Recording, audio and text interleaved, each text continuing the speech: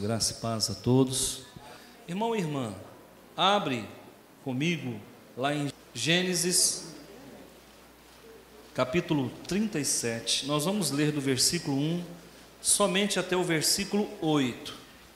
A palavra do Senhor diz assim: habitou Jacó na terra das peregrinações de seu pai, na terra de Canaã. Essa é a história de Jacó. Tendo José 17 anos, apacentava os rebanhos com seus irmãos.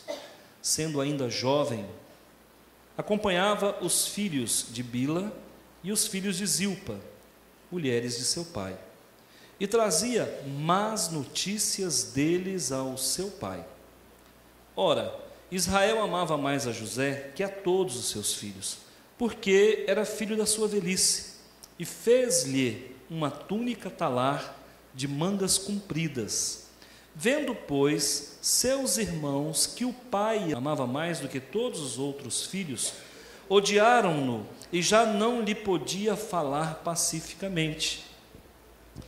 Teve José um sonho e o relatou aos seus irmãos, por isso o odiaram ainda mais.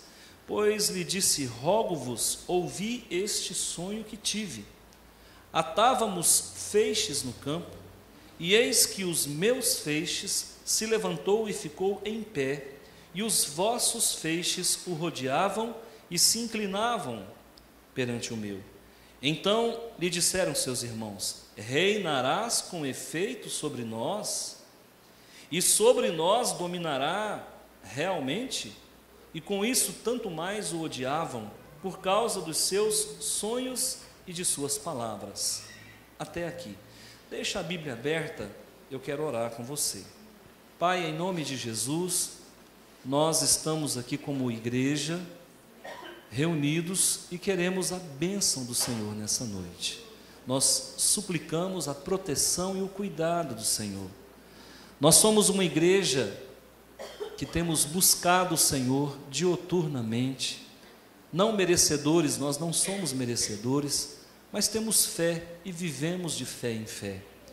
Por isso, Pai, atende o nosso clamor, atende a oração que se fizer neste lugar, sara a nossa terra. Obrigado, Pai, por cada família, por todos que aqui estão, mulheres que estão sem os maridos, maridos que estão sem as esposas, filhos que estão sem os pais e pais que estão sem os filhos.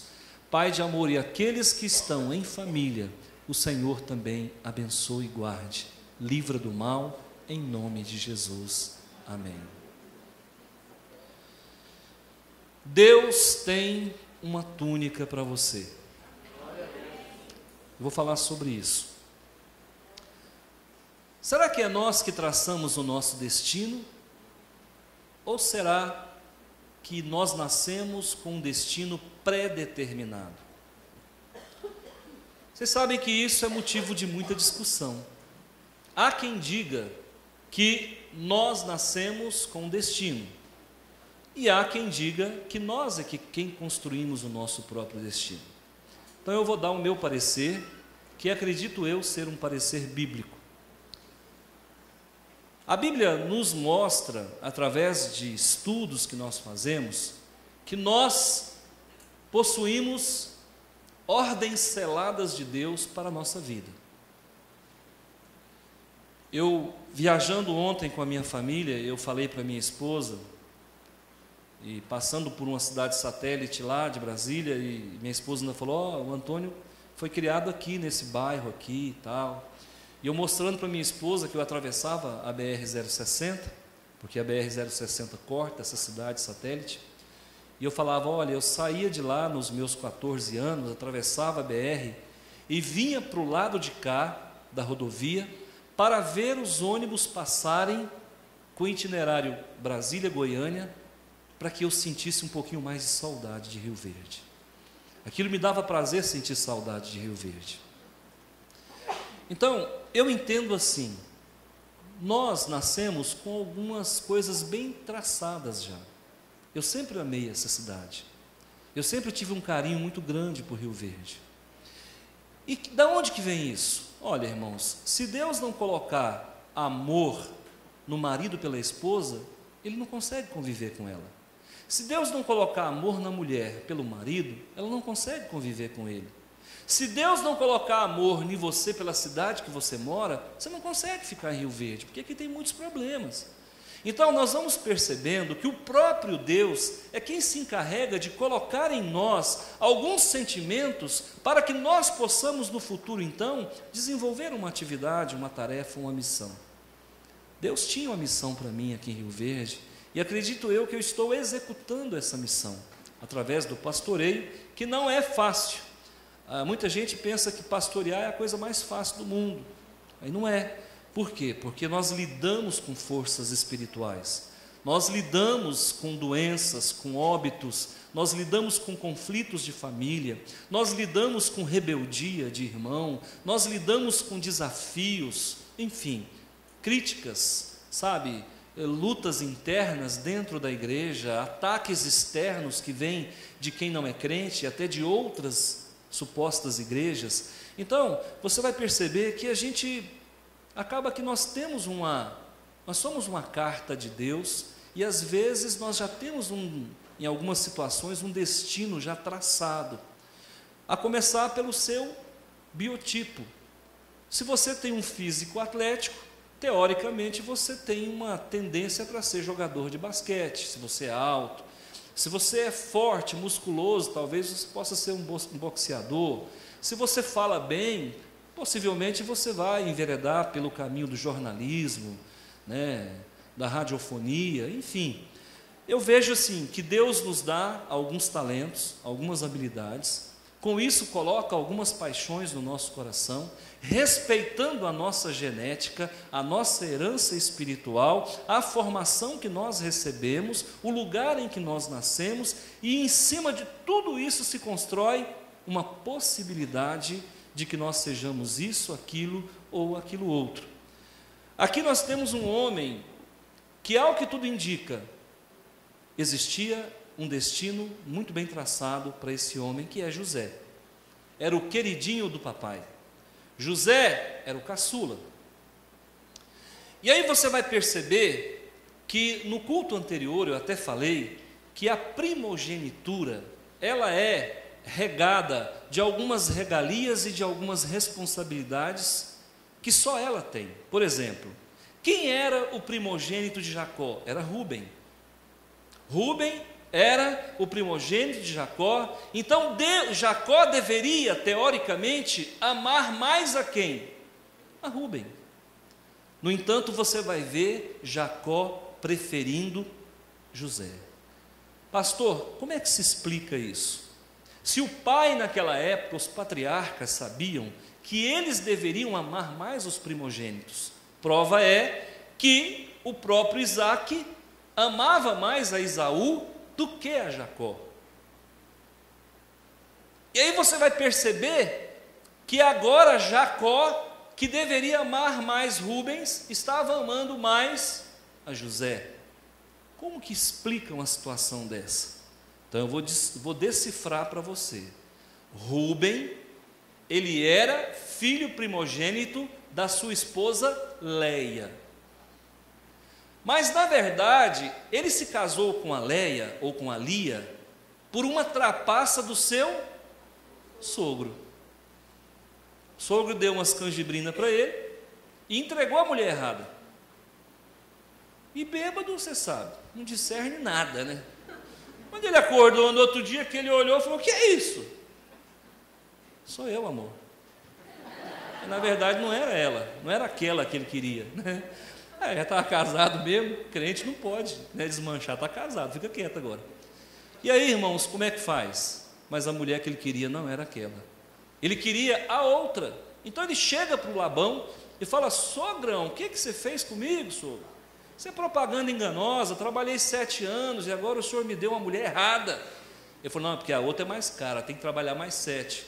Lá vai o Jacó trabalhar. Então o Rúben, ele era o primogênito da Leia, da mulher que ele amava menos. mas da mulher que ele amava mais, o primogênito era José. Ah, pastor, agora eu entendi. Quer dizer então que ele amava mais José porque ele amava mais a mãe de José. Então José, ele era o querido do pai, Jacó, e ele era o querido do pai, Iavé também. E ele era especial. José era o filho da velhice, ele era o filho da mulher amada, e José, ele era o filho que dedurava os irmãos. E parece que o pai gosta desse filho, que desenvolve esse papel. Quem era o filho caçula aqui que entregava aqui, irmão? Sei lá, até apareceu um lá. Ele fica olhando o que o irmão mais velho faz, para poder fazer moral com o pai. Irmãos, eu não sei como é que está a sua vida. Talvez você é um José e você nem sabe. E como é que eu faço para descobrir se eu sou um José? É simples. Eu vou te dar aqui as características para você saber se você é um José ou se você não é um José. Uma coisa eu posso te dizer: aqueles que são José ou Josés diante do Senhor, eles são especiais. E você vai olhar a tua vida agora. Começa a observar se a profissão que você está, ela foi uma profissão que você foi colocado e você não tinha muita opção e você entrou nisso. Comece a olhar se a pessoa com quem você casou realmente era uma determinação de Deus e não teve como você alterar. Comece a olhar a família que você nasceu, a cidade que você mora. Comece a olhar com olhos mais atentos para você ver exatamente aonde você foi parar. José, com 17 anos, tudo muda. Agora eu pergunto para você, por que mudou? Por que a vida dele teve uma reviravolta? Será que foi porque ele completou 17 anos? Você que já tem 17 anos, ou que passou de 17, mudou alguma coisa? Irmãos, não é pela idade.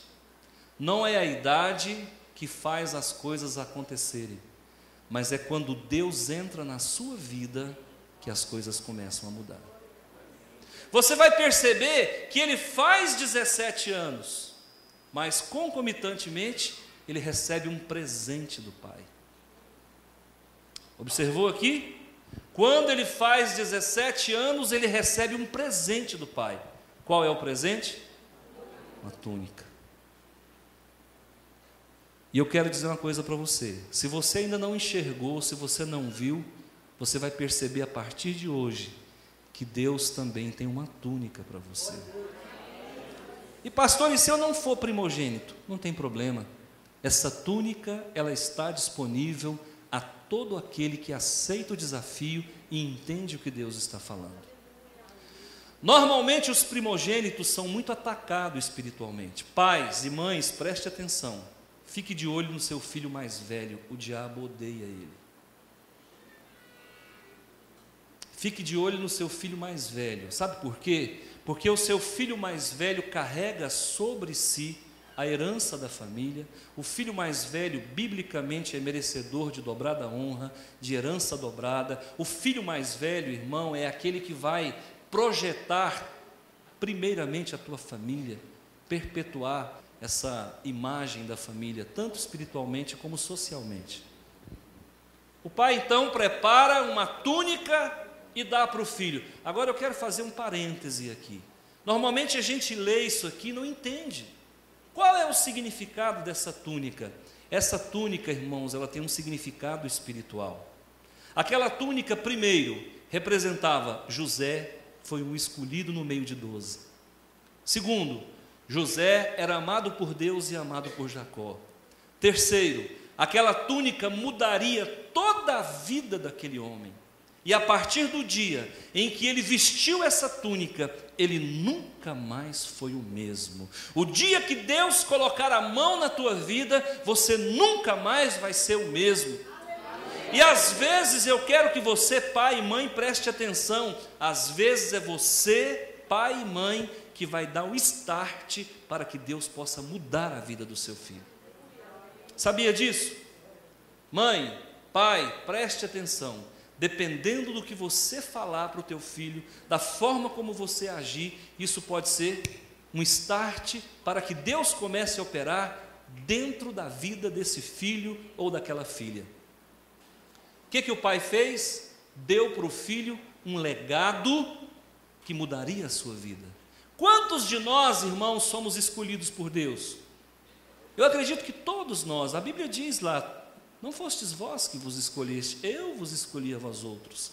E aí então eu quero que a partir de agora você preste atenção que você, primeiro, é especial.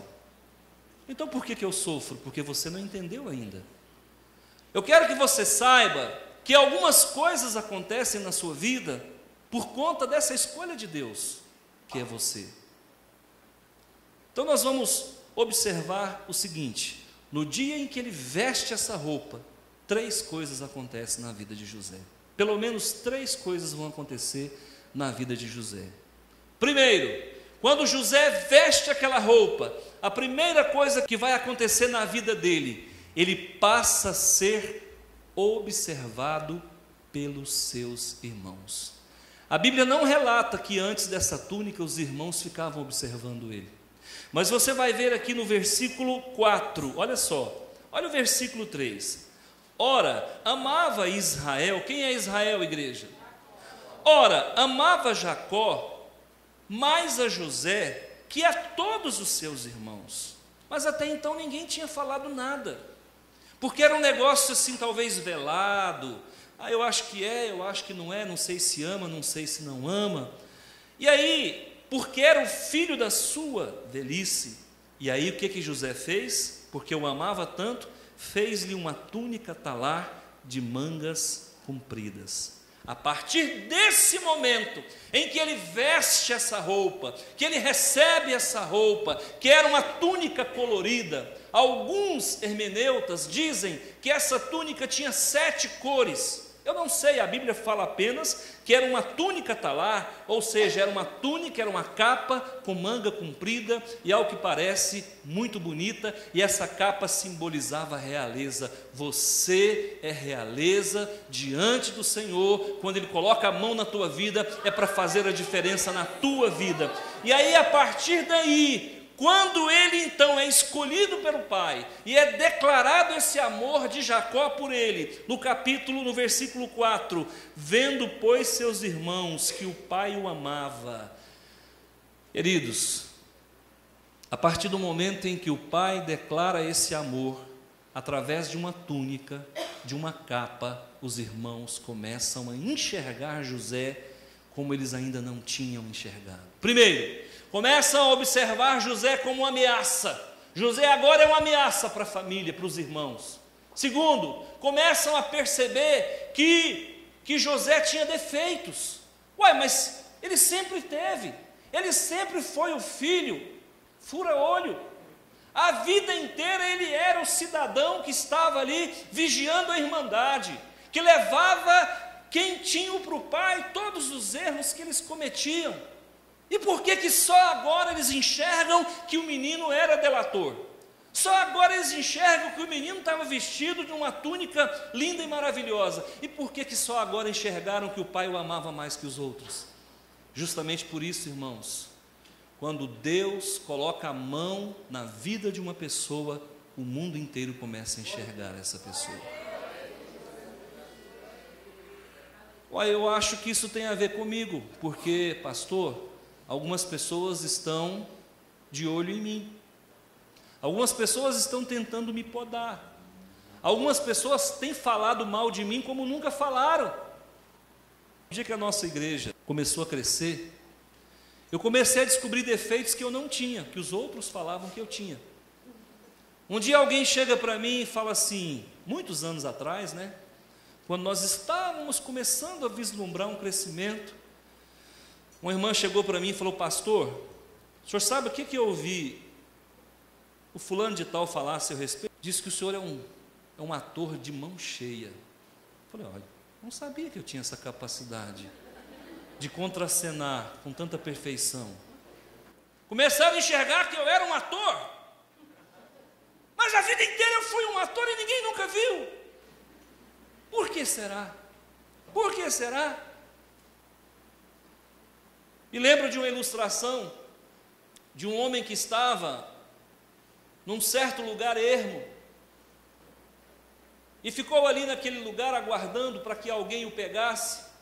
Havia feito uma combinação, e quando ele pensa que não, a pessoa que estaria ali pegando ele para levar para outro lugar não apareceu, e quem apareceu foi um tigre. E ele falou: agora eu me enrolei, eu tenho que correr desse tigre. E ele corria, o tigre corria atrás, ele escondia, o tigre cercava ele subia numa árvore, o tigre ficava aguardando. E depois, isso é uma ilustração, depois de algum tempo, então, ele falou: não estou aguentando esse negócio, eu vou ter que conversar com o tigre. Seu tigre, por que me persegues? Ele disse: porque você é apetitoso, ora essa. Por que as pessoas perseguem você? Porque você é apetitoso, ora essa.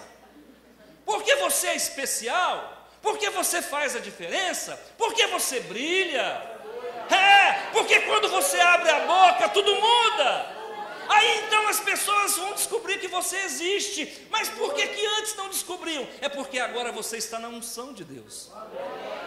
É porque agora você está na casa do Senhor. É porque agora você é varão valente. É porque agora eles sabem que você não está só. Existe um Deus que milita contigo, que luta contigo. Preste atenção. Preste atenção. Quando é que começaram a te perseguir? O dia que Deus entrou na tua vida. Preste atenção. Observa para você ver. Pastor, eu sempre passei dificuldade, mas as perseguições vêm depois que o Espírito Santo coloca a mão em você. Aí você fala assim: pastor, mas as perseguições começaram antes que eu virasse crente. Quem te falou que você virou crente no dia que você começou a frequentar a igreja? Antes da pessoa vir para a igreja, o Espírito Santo já trabalha com ela, ó. O que você não vê, as pessoas veem. Tem pessoas que não sabem a força que tem. Eu conversava com alguém hoje, eu falei: olha, se o irmão soubesse o quanto Deus usa ele, ele agiria diferente. E muita gente é especial e não sabe que é especial. Se afadiga nos seus afazeres, se preocupa em ganhar dinheiro e adquirir patrimônio, se preocupa com a estética corporal. Não estou dizendo que isso não deva acontecer, eu acho que é importante, mas por favor, isso não é Deus na sua vida. Não idolatre o seu corpo, não idolatre a tua inteligência, não idolatre os seus diplomas, não idolatre as tuas fazendas, os teus carros. Por favor, Jesus em primeiro lugar. E aí, irmãos, você vai perceber que você vai adquirir notoriedade quando Jesus entrar na tua vida. Escuta, quem era Paulo? O apóstolo Paulo, nem Paulo ele era Saulo. Quando ele tem um encontro com Jesus, ele sai da condição de Saulo, que vem de Saul ou Shaul, e passa a ser Paulo no grego, Paulus. E quando ele tem um encontro com Jesus, é que começa a perseguição para Paulo. Até então Paulo ele tinha a mesma inteligência, ele era doutor da lei, ele era fariseu, filho de fariseu, circundado ao 8º dia, formado aos pés de Gamaliel. Então por que não se incomodaram com ele? Jesus ainda não tinha entrado na vida dele. Então preste atenção, queridos, haverá um momento na tua vida que tudo vai mudar, e às vezes vai mudar a princípio para pior. Às vezes, irmão Raj, as pessoas falam assim: pastor, depois que eu virei crente piorou. Eu falei: ótimo, então está tudo certo. Porque se você virar crente e ficar rico, você não é batista. De cara eu já estou sabendo que você não é. Porque aqui a receita não é fazer você ficar rico, é fazer você ficar cada dia mais crente. E se ficar rico, não se esqueça de mim quando estiveres na glória, ok? Claro. Então, você vai perceber, irmãos, que José passa a ser notado. Se estão te perseguindo, ótimo. Se depois que você veio para a igreja piorou, ótimo. É sinal de que o inferno está conspirando contra alguém que é luz sobre as trevas. Mas essa túnica que o pai fez, não mexeu só nesse aspecto, não.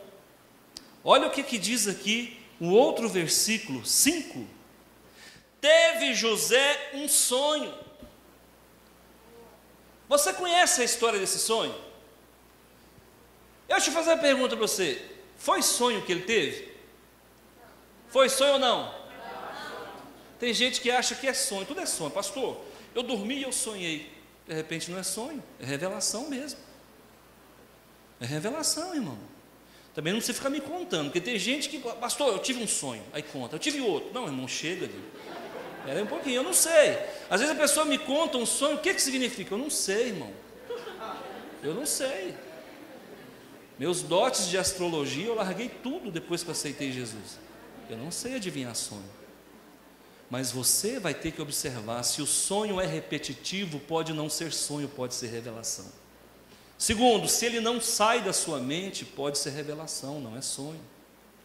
Agora olha só o que José sonhou. Ele sonhou que ele dominava sobre os irmãos. Isso ficou tão marcante, ele ficou tão entusiasmado desse suposto sonho, que ele saiu contando. Aprenda uma coisa, não conte tudo para as pessoas, você vai causar inveja. Irmão, tem bênção, fica calado, sela, caladinho.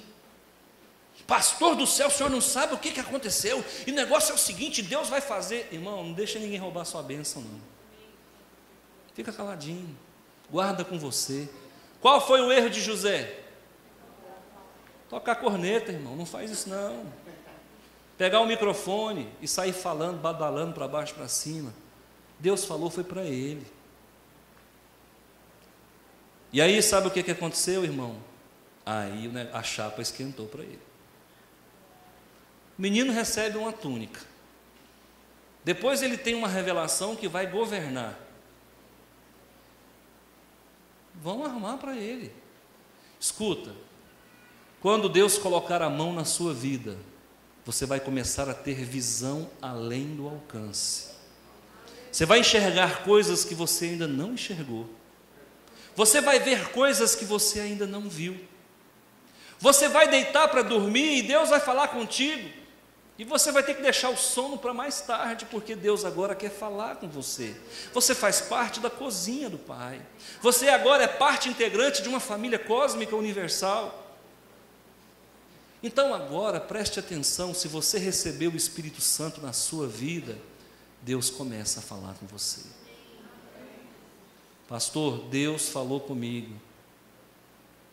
O que Deus falou, irmão? Dependendo do que a pessoa fala, eu vou dizer falou ou não falou. Mas normalmente Deus começa a falar. Como que Ele fala? Pastor, eu não sei como Deus fala. Está aqui, ó. Um dos exemplos é o sonho. Outro exemplo, a intuição. Outro exemplo, uma voz. Outro exemplo, uma convicção. Deus fala de várias formas. Deus pode usar uma criança. Deus pode usar um passarinho, uma folha que cai de uma árvore, um vento, bate uma brisa, aí vem aquela inspiração, Deus está falando contigo. Deus começa a falar com José. Quando Deus te der uma túnica, quando Deus te separar das malhadas, quando Ele te levantar, quando você fizer 17 anos, ou seja, quando você gerar maturidade na tua vida, Ele vai começar a falar contigo. 3. A partir dessa túnica, José ganha poder. Primeiro, José começa a ser observado. Se as pessoas estão te observando, estão te perseguindo, falando mal de você, ok. Se você começa a sentir que Deus fala com você, você já está no segundo estágio. E terceiro, quando você começa a se revestir de poder. Agora preste atenção, antes de você subir no pódio, você tem que ir galgando alguns degraus que antecedem o pódio, para que você, quando subir ao pódio, esteja de fato e de direito investido de autoridade. E como é que é o pódio que Deus prepara para aqueles que têm poder e autoridade? É a luta, é o sofrimento, é a dor, é a humilhação, porque antes de ser exaltado, você vai ser humilhado. Essa é a questão. E aí, não, pastor, tem como pular? Tem não, amigo, faz parte do kit da vitória. Não tem como pular. E olha que a escadaria que o menino José desceu não é fácil, não. Primeiro, vendido. Aprenda uma coisa: deixe as pessoas te vender, mas você mesmo não se venda. Pastor Antônio não vale nada. Deixa eles me baratearem o que quiserem, mas para Jesus eu sou precioso. E eu não mudo o meu discurso. Não mudo o meu discurso. Eu não me vendo. Quando eu comecei a pastorear aqui, não foi para ser candidato a nada. Quando eu comecei a pastorear aqui, verdadeiramente diante do Senhor, não foi para ficar rico, porque se fosse para ficar rico, tem como fazer isso. Apesar de saber fazer, não gosto disso, não concordo com isso. José foi vendido, mas não se vendeu. 30 moedas, dizem que cada um tem o seu preço, pois o preço de José foi 30 moedas. Jogaram esse menino numa cisterna. Quem já foi vendido aqui? Quem já foi rifado? Quem é que já foi parar aí dentro da cisternazinha?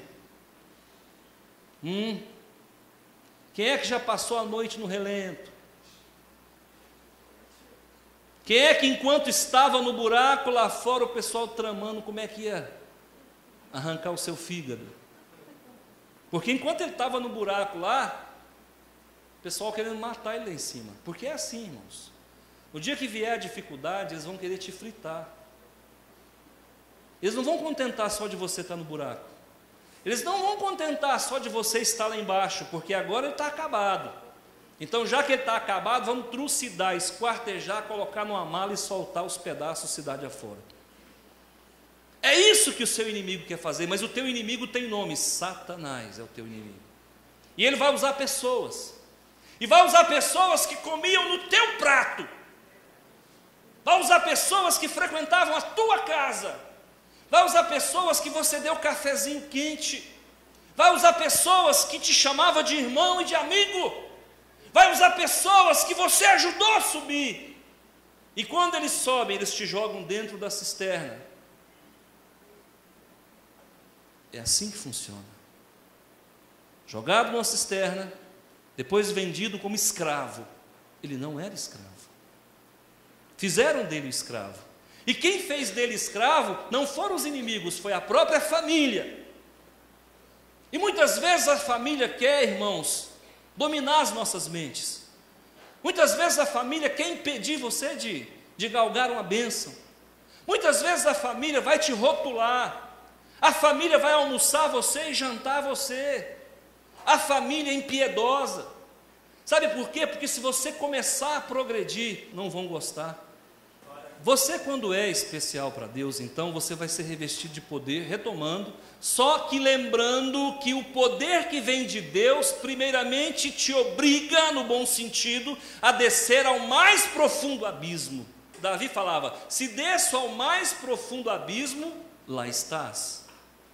Seja qual for a tua dificuldade, a saída do abismo, às vezes é mais traumática do que a descida para o abismo.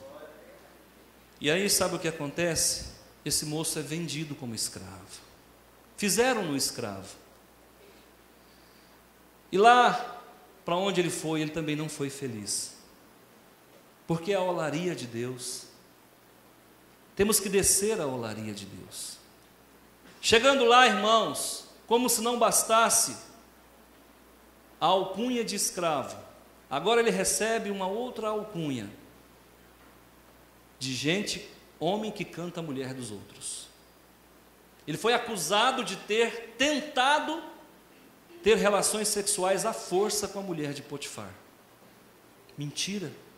Então preste atenção, eles vão te jogar no buraco, eles vão te vender e eles vão te caluniar, dizendo que você fez coisas que na verdade você não fez. Preste atenção se você está passando por isso. Se estão dizendo que você faz coisa que você não faz. Há algum tempo atrás, disseram que eu sou um pescador de aquário. Mentira. Mentira. Quem me conhece sabe que eu não convido ninguém de outra igreja para estar aqui. Mas se vier, eu abraço. Viu? Não deixa vir não, segura mesmo. Segura bem seguradinho. E porque se vier aqui, vai encontrar pasto verde. E ovelha gosta é de pasto verde. Palavra de Deus. Enquanto muitos estão aí pregando o evangelho mamão com açúcar, enganando as pessoas, aqui nós estamos pregando o evangelho que leva à mudança, à vitória e outras cositas mais. E aí, como perder é difícil, dizem por aí, o pastor Antônio é pescador de aquário. Mentira. E o Senhor vai cobrar de cada uma as mentiras que são faladas. Então, irmãos, preste atenção. Eles vão caluniar você. Eles vão mentir para você. Vão dizer que você está mentindo, está faltando com a verdade, que você é oportunista. Deixa falar. A obra de Deus ninguém segura. Se você foi marcado por Deus para vencer, deixa falar, porque quanto mais eles falam, quanto mais eles te perseguem, quanto mais eles te odeiam, mais o Senhor alavanca a vitória para a tua vida. Pode falar. Eu não sei como é que está a tua vida. Talvez você está nessa situação e você agora só vê o lado negro. Por favor, não faça isso. Não faça do teu sofrimento, irmãos, uma masmorra, mas faça do teu sofrimento degraus para que você alcance a vitória que já está à porta. Irmão, irmã, eu não sei como é que está a tua vida, não. Você quer receber uma túnica de Deus hoje? Você já está com a túnica de Deus? Você já botou ela no corpo? Já viu se serve, se tem que aqui no abdômen soltar um pouquinho? Já olhou tudo? Porque tem gente que recebe a túnica e não veste. Tem gente que recebe a bênção, irmãos, e não faz uso dela. E pelo contrário, faz expulsar a bênção de si. Não faça isso, amigo. Quantas vezes o Senhor tem chamado você para te entregar uma bênção, mas você fica no murmuratório? Você não olha para frente? Irmãos, muitas pessoas já receberam a túnica. Não sabe o que fazer com a vitória. Sabia disso? Eu saí daqui e fui em Colorado do Oeste. Quem conhece? Rondônia. Saí daqui e fui em Colorado do Oeste prestar um concurso. Chegando lá, irmão, na prova de conhecimento específico, prova de português. Quando terminar a prova, falei para o meu colega que foi comigo: estou reprovado. Ele falou: como é que você sabe? Eu falei: um reprovado sabe quando está reprovado. Fui reprovado em português. Por isso que hoje eu procuro melhorá-lo. Ele me disse uma frase, ele falou assim: olha, você nunca receberá algo quando não estiver preparado. Sabia disso? Quando Jacó entrega a túnica para o seu filho, Deus entendeu que ele estava preparado. Preparado para quê, pastor? Para sofrer. Que até para sofrer a gente tem que estar preparado. Porque tem gente que entra no sofrimento sem preparo. E aí, meu amigo, dá branqueira. E aí, meu amigo, vira uma murmuração só. Começa a achar culpado: mas o governador, mas o prefeito, mas a minha mãe, mas o meu pai. E aí não adianta, amigo. Deixa as coisas acontecerem. Deixa doer. Dor não é doença, é sintoma, meu amigo. Deixa doer. Deixa o trem inflamar. Quando Deus entrar com bálsamo de Gileade, é para honrar você. E aquele pessoal que Deus permitiu que abrisse a sutura na tua vida, é o pessoal que vai ver o negócio cicatrizar, e vai ver andar de vento em popa, e você vai subir, vai sair da masmorra, vai sair da cisterna, vai deixar de ser vendido, vai deixar de ser caluniado, e vão ter que te engolir. Amém ou não? Amém. Seja qual for o teu problema, seja qual for a tua dor, seja qual for a tua luta, confia, mas aprenda a esperar. Do momento em que José recebeu a túnica, para o momento em que José se tornou governador, se passaram muito mais de 10 anos. Por que Deus já não levou direto para o governo do Egito? Porque ele precisava conhecer a cadeia. Lá na cadeia o trem é feio. Ele precisava comer comida de preso. Ele precisava visitar os lagartinhos que habitavam lá dentro da cisterna. Ele precisava passar uma noite no sereno. Ele precisava ser usado como mercadoria. Então, se você é mercadoria na mão das pessoas, glória a Deus. Se você é caluniado, glória a Deus. Se você é perseguido, glória a Deus. Se as pessoas te invejam, glória a Deus. É porque você tem em Cristo Jesus unção do Deus Todo-Poderoso. Pastor, meu casamento vai mal. Fique sabendo que você casou com a mulher certa. É dela que você precisava. Ou dele que você precisava. Pastor, eu tenho um filho problemático que me enfrenta. Ele é a sua cara. Verdade, irmãos? Verdade, irmãos? O nosso filho somos nós com menos idade. Sabia disso? Os nossos filhos somos nós, em miniatura. Então cuidado para que quando você observar um defeito do filho, não é Deus evidenciando o seu defeito nele. É a lei do espelho. A gente enxerga aquilo que está sobrando em nós. Quando a gente começa a ver nas pessoas algumas coisas que está sobrando da gente, irmão, aí passa para o outro. É a lei do espelho. Glória a Deus. Amém. Amém. Deus tem uma túnica para você, você recebe? Amém. Talvez você já está com ela, está saindo do sofrimento. Amém. Talvez você vai botar a mão nela hoje. Não sei. Também não significa que você tem que sofrer tanto. Eu estou só te dando aqui uma demonstração, né? Mas se Deus quiser fazer você sofrer menos ou quase nada, Ele é soberano. Mas quanto maior a cisterna que você descer, quanto mais terrível for a cadeia que você enfrentar, quanto mais barato te venderem, mais o Senhor vai te honrar. Amém? É diretamente proporcional.